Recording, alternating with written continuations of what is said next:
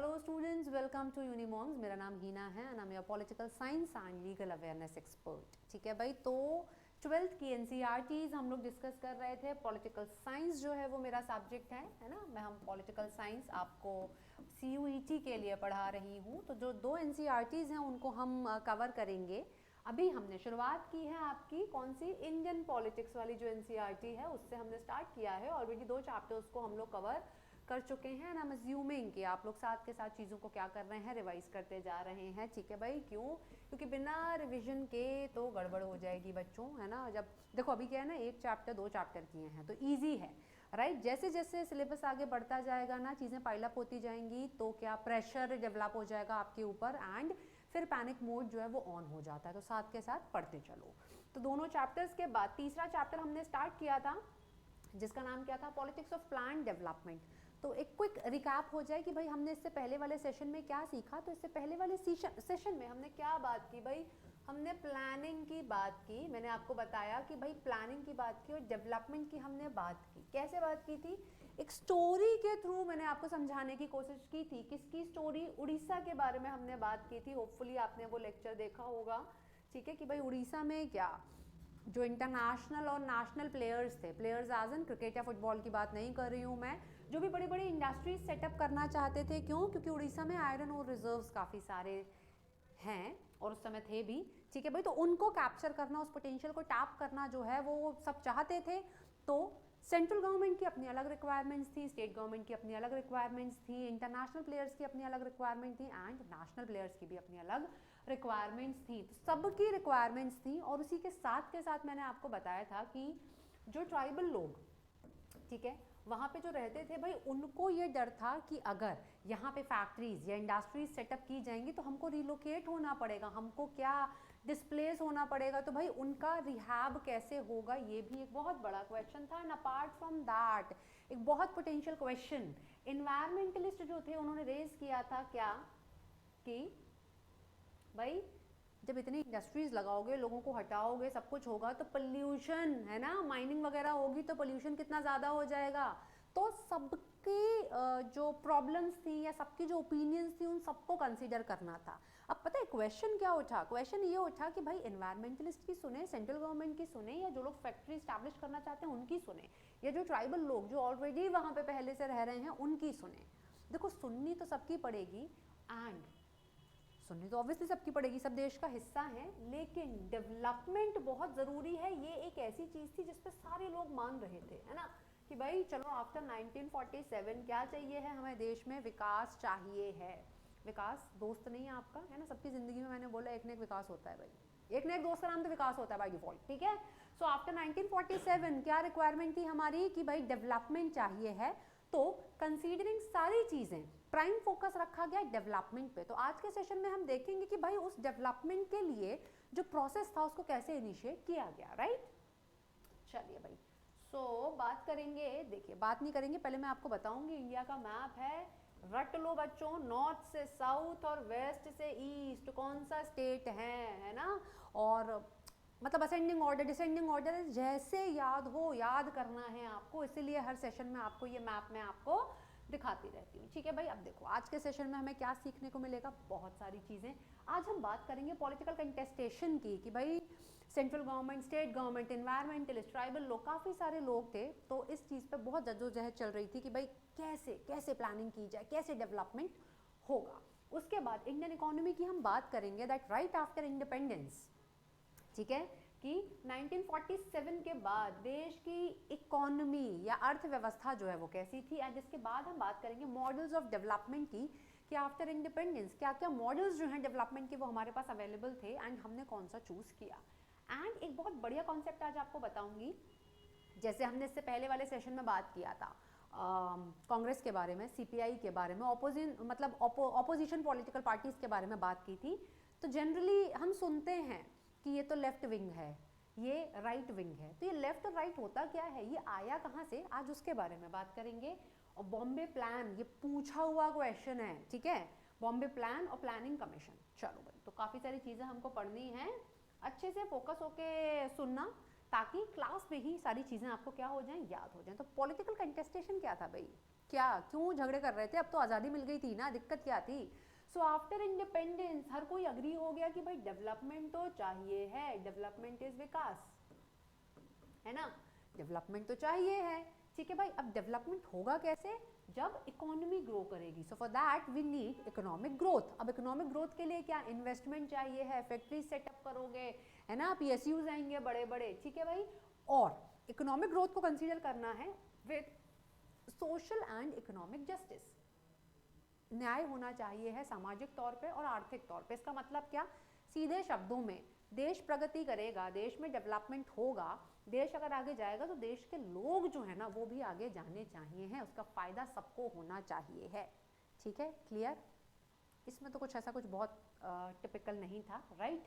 लेकिन अब यहाँ पे क्या बोन ऑफ कंटेंशन जिसको मैं बोलूं कि डिसएग्रीमेंट एक चीज पे था कि भाई सरकार का रोल क्या होगा, गवर्नमेंट क्या करेगी, है ना, क्या रोल होना चाहिए है गवर्नमेंट का कि भाई ये जो ग्रोथ है, जो इकोनॉमिक ग्रोथ है वो इंश्योर की जाए विद जस्टिस। अब इंडिया कैसी कंट्री, डेमोक्रेसी, हमने क्या डेमोक्रेसी चूज की थी, for the people by the people. तो लोगों ने अपना भरोसा दिया था किसको, सरकार को, उन्होंने इलेक्ट किए थे अपने रिप्रेजेंटेटिव्स ताकि वो उनके लिए क्या करें, काम करें। तो गवर्नमेंट के ऊपर कहीं ना कहीं काफ़ी ज़्यादा जिम्मेदारी थी, तो उस चीज़ को गवर्नमेंट ने कैसे निभाया ये भी देखेंगे मैम, है ना। तो देखिए अब उसको बहुत अच्छे से जानने के लिए मैंने आपको बताया था, पहला ही हमारा चैप्टर था क्या, चैलेंजेस। तो डेवलपमेंट कैसे होगा, किस चीज़ पे कितना फोकस किया जाएगा, हम पहले ये देखते हैं ना कि हमारे पास रिसोर्सेज कैसी हैं, उसी हिसाब से प्लानिंग करते हैं। जैसे सबसे अच्छा एग्जांपल है गोवा वाला प्लान आपका, ठीक है भाई, मेरे को पापा ने 10,000 रुपये दिए, अब इतने में तुम्हें अपनी गोवा ट्रिप करनी है तो कर लो। तो मैं शुरुआत कैसे करूँगी प्लान करने की कि भाई मेरे पास 10,000 हैं, अब बताओ बस से चलोगे, फ्लाइट से चलोगे, कैसे होटल में रुकोगे, कहाँ जाना है, कैसे जाना है, ठीक है भाई, यही सारी चीज़ें। तो हमें क्या करना है, हमें ये जानना बहुत ज़रूरी है कि इंडियन इकोनॉमी की स्टेट कैसी थी at the time of independence, that is 1947। जब देश आज़ाद हुआ था तो हमारे पास था क्या क्या, कंडीशन क्या थी। So dependency on agriculture, agriculture is कृषि, खेती बाड़ी। आज भी देश की 50% जनता जो है वो क्या करती है, खेती बाड़ी करती है, they are dependent on agriculture only. देखा है आप लोगों ने, सबका कनेक्शन किसी ना किसी तरीके से गाँव से होता ही है ना।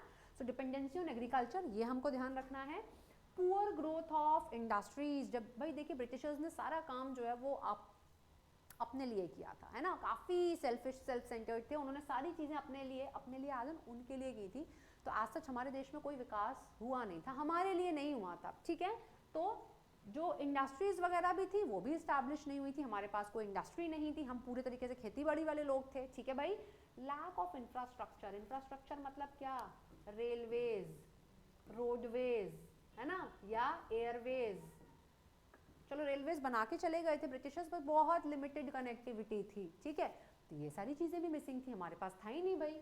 उसके बाद पॉवर्टी, मैंने आपको बताया था फर्स्ट चैप्टर में ही कि पॉवर्टी और अनएम्प्लॉयमेंट दो ऐसी चीज़ें थी जिनसे देश जो है वो जूझ रहा था। एंड बेसिक फैसिलिटीज़ लाइक रोटी कपड़ा मकान सबके पास था ही नहीं, इलिटरेसी बहुत ज़्यादा थी। तो ये क्या भाई इंडियन इकोनॉमी की स्टेट थी at the time of independence, right. चलिए अब आगे बात करते हैं कि मॉडल्स ऑफ डेवलपमेंट जो है वो क्या क्या अवेलेबल थे, इस पे हम बात करते हैं। तो देखो प्रीवियस क्लास में मैंने आपको बताया था सोशलिस्ट, कम्युनिस्ट और कैपिटलिस्ट, है ना। तो देश के पास दो मॉडल्स थे, एक था सोशलिस्ट मॉडल और दूसरा क्या था, कैपिटलिस्ट मॉडल था, ठीक है भाई। तो सोशलिस्ट मतलब सामाजिक थोड़ा सा, है ना, मतलब जो सोशल है, समाज की सोचता है, जैसे सोशल मीडिया, ठीक है भाई। तो कहाँ पे प्रेवेलेंट था, यूएसएसआर, मतलब आपका सोवियत यूनियन, सोशलिस्ट मॉडल वहां पे फेमस था। तो सोशल मॉडल का मतलब क्या होता है कि भाई प्राइवेट सेक्टर नहीं होगा, ठीक है। सो नो प्राइवेट सेक्टर, अब प्राइवेट सेक्टर नहीं होगा तो सारा काम कौन करेगा भाई। So the companies are government owned, मतलब किस तरीके के गुड्स प्रोड्यूस होंगे, है ना, किन किन चीज़ों की ज़रूरत होगी, उनका प्रोडक्शन कैसे होगा, ये सब कौन डिसाइड करेगा, गवर्नमेंट डिसाइड करेगी। ऐसा माना जाता है कि गवर्नमेंट जो है वो ज़्यादा अच्छे से सोसाइटी के लिए सोच सकती है। क्यों, क्योंकि प्राइवेट सेक्टर जो है वो किस चीज़ पे फोकस करता है, प्रॉफिट पे फोकस करता है। प्राइवेट सेक्टर जो है वो आपका कैसा होता है बच्चों, प्रॉफिट मेकिंग होता है। इतना क्लियर है यहाँ तक, चलो बहुत बढ़िया। सो ये क्या था आपका सोशलिस्ट मॉडल था, क्लियर। चलिए बहुत बढ़िया। ना अब कैपिटलिस्ट मॉडल कौन सा है आपका, जो कि उस समय पे यूएसए में प्रेवलेंट था। USA is your United states of America. Capitalist मतलब पूरा का पूरा कंट्रोल किसके हाथ में, प्राइवेट सेक्टर के हाथ में। और प्राइवेट सेक्टर का मतलब प्रॉफिट, है ना। कंपनीज को सिर्फ अपने प्रॉफिट से मतलब होता है, उन्हें कोई मतलब नहीं है सोशल जस्टिस हो रहा है, इकोनॉमिक जस्टिस हो रहा है, नहीं हो रहा है, हार्डली मैटर्स। ठीक है, तो जब प्राइवेट सेक्टर के पास सारी चीजें होंगी तो ऑटोमेटिकली गवर्नमेंट का जो इंटरफेरेंस है वो कैसा हो जाएगा, नेग्लिजिबल हो जाएगा, कम हो जाएगा। ठीक है भाई, तो ज्यादातर जो गुड्स होंगे वो किसके द्वारा, प्राइवेट सेक्टर जो है वही आपका क्या करेगा, प्रोड्यूस करेगा। तो ये डिमार्केशन समझ में आ गया आपको, सोशलिस्ट वर्सेस कैपिटलिस्ट मॉडल। अब इंडिया ने क्या चूज किया, इसके बारे में बात करते हैं भाई। ये दोनों अवेलेबल थे, पर इंडिया ने क्या चूज किया उससे पहले let's talk about this political ideology. मतलब एक लेफ्ट विंग और राइट विंग, है ना। तो लेफ्ट विंग किसको बोला जाता है, बहुत सिंपल सी बात है, लेफ्ट विंग उनको बोला जाता था जो कि गरीबों के लिए कंसर्न्ड रहते थे, those who are concerned for the poor, है ना, वेलफेयर ऑफ द पुअर। मतलब ये गवर्नमेंट को या गवर्नमेंट की उन पॉलिसीज को सपोर्ट करते थे जो कि पुअर पीपल के लिए काम करने की बात करती थी, है ना। ऐसी कोई भी पॉलिटिकल पार्टी जो गरीबों के लिए काम कर रही है, उनसे कंसर्न्ड है, ठीक है भाई, उनके वेलफेयर के लिए काम करेगी, उसको क्या बोला गया, लेफ्ट विंग बोला गया। ठीक है, उसके अलावा राइट विंग की अगर हम बात करें तो ये फ्री कंपटीशन, मार्केट इकोनॉमी, मतलब प्राइवेट सेक्टर, है ना। सरकार आप कम इंटरफेयर करो भाई, let the market decide, market को डिसाइड करने दो उसे क्या चाहिए। मार्केट डिसाइड मतलब सप्लाई एंड डिमांड, राइट। ये तो बिल्कुल इकोनॉमी वाला कॉन्सेप्ट हो गया मैम, क्लियर इतना, लेफ्ट विंग और राइट विंग, राइट। चलो भाई बहुत बढ़िया। ना मिक्स्ड इकोनॉमी की बात करते हैं, मिक्स क्या होता है भाई, हाँ मिक्स के बारे में हम बात करते हैं। तो इंडिया ने बोला कि भाई ना तो हम प्रॉपर सोशलिस्ट मॉडल ले रहे हैं, ठीक है, एंड ना ही हम कैपिटलिस्ट मॉडल ले रहे हैं, हम कहाँ चलेंगे, हम तो मध्यम मार्ग ले रहे हैं, हम लेते हैं मिक्स दोनों का, सोशलिस्ट भी और कैपिटलिस्ट भी। इसका मतलब मिक्स्ड इकोनॉमी। मिक्स्ड इकोनॉमी क्या होती है बच्चों, जहाँ पे गवर्नमेंट सेक्टर भी है और प्राइवेट सेक्टर भी है, जैसे कि बीएसएनएल भी है और जियो भी है ना। तो बीएसएनएल गवर्नमेंट ओन था और जियो प्राइवेट है, अंबानी इसका, ठीक है भाई। तो दोनों सर्वाइव कर रहे हैं, क्लियर इतना। सो मिक्स्ड इकोनॉमी क्या होती है, economy in which both private sector and public sector works together in order to achieve economic development called as mixed economy. Jio वाला बीएसएनएल वाला एग्जांपल आपका बढ़िया है, ठीक है भाई। चलिए अब यहाँ पे जितने भी इंपॉर्टेंट डिपार्टमेंट्स होते हैं, जितनी भी इंपॉर्टेंट चीजें होती हैं ना, वो गवर्नमेंट के हाथ में होती हैं। एग्जांपल दूं, डिफेंस जो है, डिफेंस फोर्सेस जो हैं वो कंप्लीटली गवर्नमेंट ओन्ड है, वहाँ पे कहीं किसी प्राइवेट सेक्टर का नाम आता है नहीं, क्यों, क्योंकि वो देश की सिक्योरिटी से रिलेटेड है, वहाँ पे रिस्क नहीं लिया जा सकता, है ना। तो देश की सिक्योरिटी के लिए कौन काम करेगा होल हार्टेडली, गवर्नमेंट काम करेगी, राइट। डिफेंस के अलावा अगर हम बात करें, रेलवेज, कभी प्राइवेट टिकट खरीदा है, नहीं ना, सरकार ही देती है, आईआरसीटीसी से ही आता है टिकट आपका, ठीक है। तो ये भी किसके पास है, सरकार के पास है। वहीं एटॉमिक एनर्जी की बात करें अगर हम, तो वो भी कैसी है आपकी, गवर्नमेंट, है ना, ठीक है। तो ये सारी चीज़ों पे हमें क्या करना है बच्चों, फोकस करना है। तो मिक्स्ड इकोनॉमी हमने फोकस की है किसकी, बोथ कैपिटलिज्म और सोशलिज्म का मिक्स, मतलब पब्लिक प्लस प्राइवेट, बोथ। इतना क्लियर है। चलिए आगे बढ़ेंगे ना। अब बात करते हैं किसकी, प्लानिंग की बात करेंगे। देखो प्लानिंग की इससे पहले भी बात की, तो जब जब प्लानिंग होती है ना तब तब मुझे सिर्फ गोवा ट्रिप याद आती है, क्योंकि मैंने भी बहुत प्लानिंग की, पर मेरी कभी गोवा की ट्रिप लगी नहीं दोस्तों के साथ, है ना। सब हो जाता था, पूरी एकदम बढ़िया ज़बरदस्त वाली प्लानिंग होती थी और एकदम फेल हो जाती थी। तो नेक्स्ट टाइम से मैंने डिसाइड किया कि अगर आप प्लान करके फेल ही करना है तो स्विट्जरलैंड का प्लान बनाएंगे, फेल तो होना ही है, ठीक है भाई। चलिए प्लानिंग की अगर हम बात करें तो इंडिया में ये जो कॉन्सेप्ट है ये कहाँ से आया, कैसे हमारे लीडर्स को लगा कि चलो भाई हम भी प्लानिंग करेंगे। तो impressed by the system of planned development of Soviet union, that is your USSR, वहाँ पे प्लानिंग का ये कॉन्सेप्ट था। तो जब उन्होंने देखा कि भाई यार यूएसएसआर में तो जो आपकी जो प्लानिंग है वो सुपर सक्सेसफुल है, तो उससे वो क्या हो गए, इम्प्रेस हो गए। तो इंडिया ने भी क्या अडॉप्ट की, प्लानिंग अडॉप्ट की। जैसे आप अपने इंस्टाग्राम, स्नैपचैट और बाकी जो भी सोशल मीडिया आप लोग यूज़ करते हैं, कोई भी रील देखी, भाई इसने ऐसी रील बनाई है, इसने ऐसी बाइक यूज़ की है, लड़कियां बोलती हैं ना उसने ऐसे कपड़े पहने थे, तो हमको भी वही चाहिए है, हम इम्प्रेस हो जाते हैं। बस वैसे ही इंडिया ने अडॉप्ट किया ये मॉडल, कहाँ से, सोवियत यूनियन से, ठीक है भाई। तो अब प्लानिंग मैंने क्या बोला कि गोवा की ट्रिप बनानी है, मेरे पास 10,000 ही थे, तो 10,000 हिसाब से ही खर्चूंगी ना। सेम वैसे keeping in mind the resources of the present, setting some goals for the future and planning to achieve them is called planning. अपनी रिसोर्सेज देखोगे, उन रिसोर्सेज को कैसे यूज करना है आपको, अपना एम, अपना ऑब्जेक्टिव जो है उसको अचीव करने के लिए, उसको हम क्या बोलते हैं, उसको हम प्लानिंग बोलते हैं। इतना क्लियर है? ठीक है भाई, बहुत बढ़िया। अब तो देखो प्लानिंग क्या हो गई, अ डिटेल्ड आउटलाइन। देखो ये आउटलाइन बनाई ना इसने कि हाँ भाई ऐसे ऐसे प्रोग्रेस करेंगे फ्यूचर में।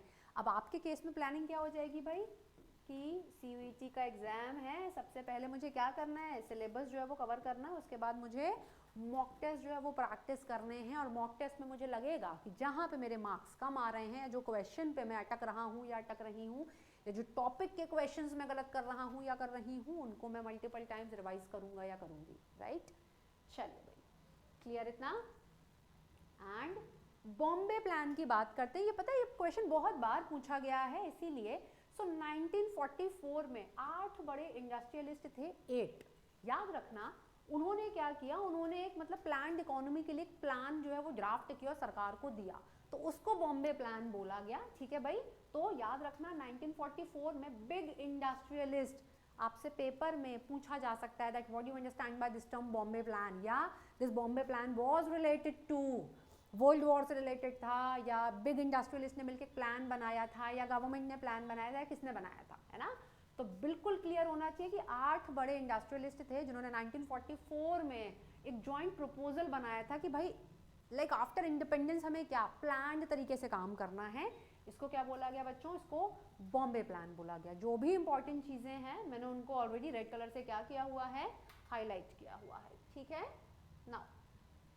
अब बात करते हैं 1944 में बॉम्बे प्लान बना, ठीक है, तो यहाँ पे फोकस किया गया कि भाई प्लानिंग की जरूरत है।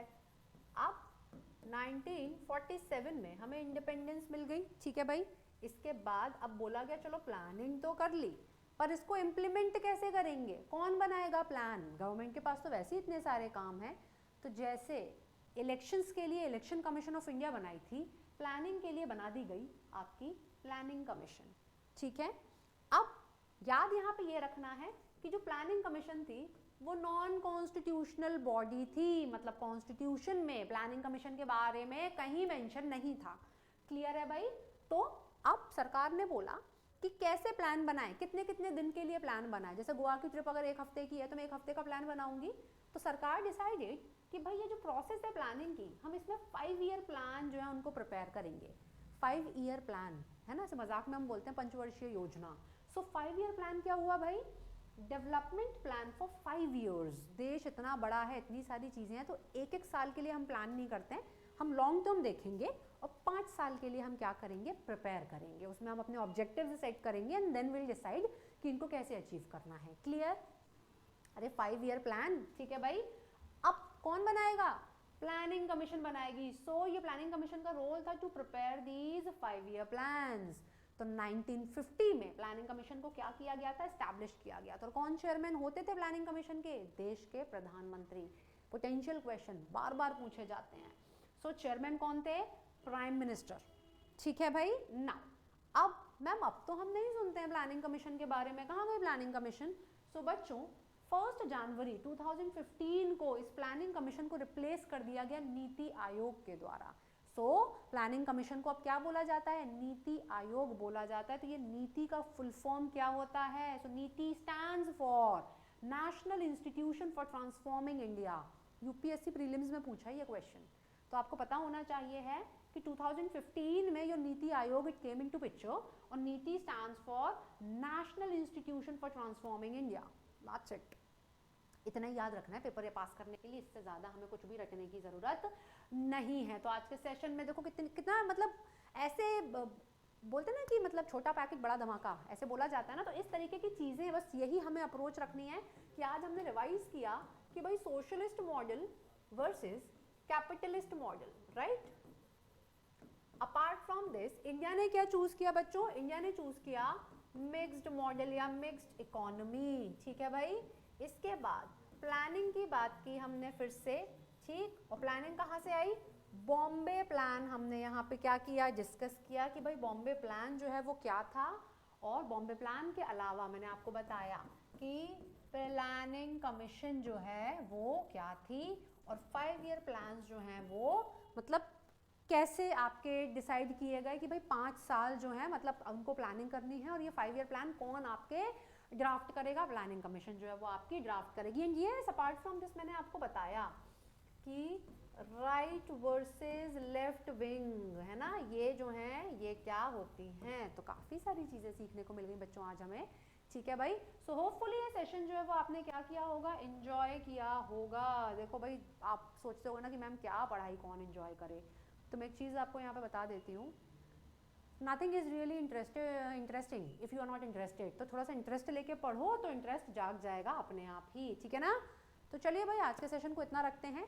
नेक्स्ट क्लास में मैं बात करूंगी कि 5 ईयर प्लान्स का कॉन्सेप्ट किस देश से लिया गया, और फर्स्ट 5 ईयर प्लान और सेकंड 5 ईयर प्लान में क्या क्या ऑब्जेक्टिव रखे गए, सो दैट थोड़ी सी क्लैरिटी हो आप लोगों को। ठीक है भाई, चलिए तो इसी के साथ इस सेशन को क्या करते हैं, वाइंड अप करते हैं। So thank you so much for watching this video, bye bye, take care, thank you students.